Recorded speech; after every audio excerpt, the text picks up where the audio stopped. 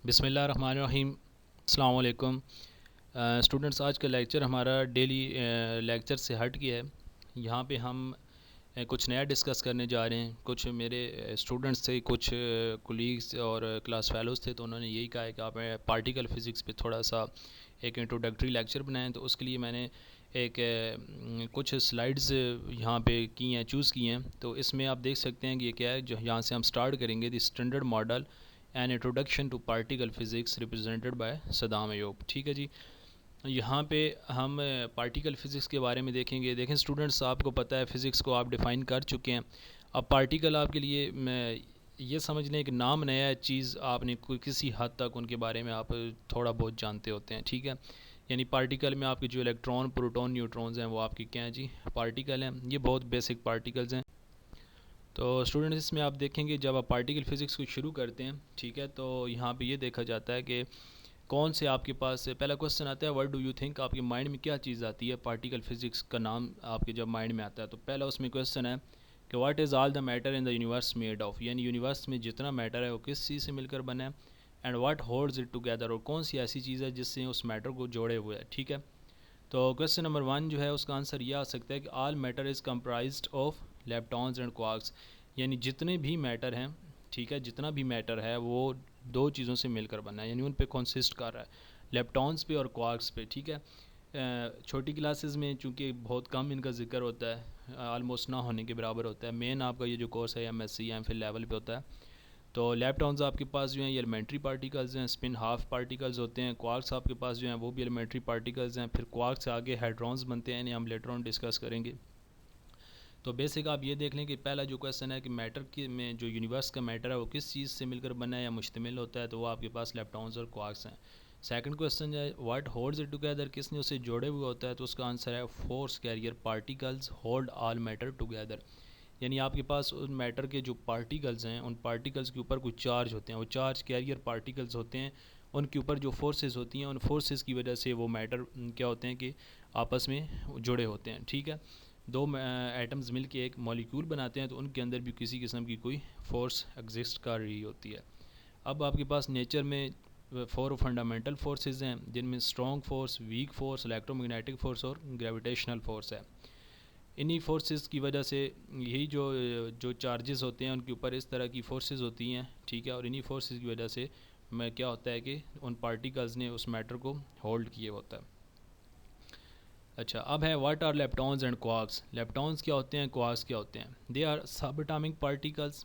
ठीक है जी, they are fundamental particles incapable of being subdivided into smaller particles. यानी ये पार्टिकल्स क्या होते हैं कि ये फर्दर डिवाइड हो जाते हैं, मज़ीद डिवाइड हो जाते हैं। ठीक है, आप देखेंगे आगे जाके कि क्वार्क्स की भी कैटेगरीज बन जाएंगी, लेप्टॉन्स की भी कुछ कैटेगरीज बन जाएंगी। ये नंबर ऑफ फिर आगे पार्टिकल्स में डिवाइड होते जाएंगे। तो वैसे देखा जाए तो साइंस की जो फिज़िक्स में रिसर्च है उसमें बहुत से पार्टिकल्स डिस्कवर हो रहे हैं, उनके डिफरेंट मैस हैं, डिफरेंट एनर्जीज़ हैं। लेकिन जो बुनियादी तौर पे हम स्टडी यहाँ भी करेंगे कि आपके पास जो बेसिक हैं वो 6 लेप्टॉन्स हैं और 6 क्वार्क्स हैं। ठीक है जी। The nucleus is conglomeration of quarks which manifest themselves as protons and neutrons। यानी जो न्यूक्लियस है वो क्या होता है कि ये समझ लें कि उसकी जो कोर है ना, जो न्यूक्लियस जिससे बनता है उसमें क्वार्क्स होते हैं। ठीक है, अब वो जो क्वार्क्स होते हैं वो प्रोटॉन्स और न्यूट्रॉन्स पे बने होते हैं। यानी उन क्वार्क्स की वजह से, क्वार्क्स ही की वजह से प्रोटॉन्स और न्यूट्रॉन्स बनते हैं। ये अब आप आगे जाके देखेंगे कि कैसे किसी कैसे क्वार्क से मिलने से प्रोटॉन बनते हैं और कैसे क्वार्क से मिलने से न्यूट्रॉन्स बनते हैं। ठीक है, नेक्स्ट है each elementary particle has a corresponding anti particle. यानी हर एलिमेंट्री पार्टिकल का एक करस्पॉन्डिंग एंटी पार्टिकल होगा। जैसे इलेक्ट्रॉन है तो उसका एंटी इलेक्ट्रॉन होगा, जैसे क्वार्क है तो उसका एंटी क्वार्क होगा। ठीक है जी, जैसे प्रोटॉन है तो उसका एक एंटी प्रोटॉन होगा। तो नेक्स्ट आपके पास आता है मैटर वर्सेस एंटी मैटर। ठीक है, तो मैटर आपके पास क्या होता है, for every particle there is an anti particle. ठीक है, हर पार्टिकल के लिए एक एंटी पार्टिकल होता है। ठीक है, जैसे मैंने अभी आपको एग्जांपल दी है। Anti particles have the same mass as the particle. ठीक है, यानी एंटी पार्टिकल का वही मैस होगा जो उसके पार्टिकल का होगा। ठीक है, यानी इलेक्ट्रॉन का जो मैस होगा वही पॉजिट्रॉन का होगा। Anti particle have the same but opposite charge, लेकिन उनके चार्जेस डिफरेंट होंगे। मैस सेम होगा, चार्जेस डिफरेंट होंगे।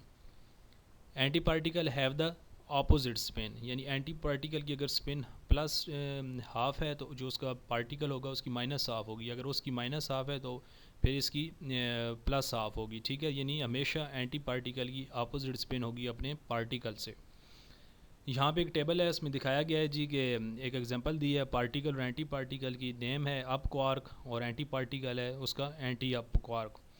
जो अप क्वार्क है वो यू से डिनोट किया है, जो एंटी क्वार्क है वो यू बार से डिनोट किया है। जो मैस है क्वार्क का, अप क्वार्क का, वो 7.11 मल्टीप्लाइड बाय 10⁻³ kg है, ठीक है। और एंटी पार्टिकल का भी आप देख सकते हैं कि सेम वही मैस है। अब आपके पास जो चार्जेस हैं, चार्जेस में क्या होगा कि पार्टिकल का जो है +2/3 है और एंटी पार्टिकल का -2/3। अभी मैंने यहाँ पे पिछली स्लाइड्स में बताया था कि जो न्यूक्लियस की कोर है वो क्वार्क से मिलकर बनती है, उसमें वो क्वार्क्स जो होते हैं वो प्रोटॉन और न्यूट्रॉन बनाते हैं। अब हम ये देखेंगे कि जो प्रोटॉन है आया वो क्वार्क है तो वो कितने क्वार्क से मिलकर वो बनता है, ठीक है। कितने उसमें अप क्वार्क्स होते हैं, कितने उसमें डाउन क्वार्क्स होते हैं, फिर उसका प्लस चार्ज कैसे आता है, तो ये इंशाल्लाह हम नेक्स्ट जो स्लाइड्स होंगी उसमें देखेंगे। काइंडली ये लेक्चर पूरा देखिएगा, और जो चीज़ नहीं समझ आती आप काइंडली मुझे उसका लिंक बॉक्स में, आप नीचे कमेंट बॉक्स में उसे मेंशन करें।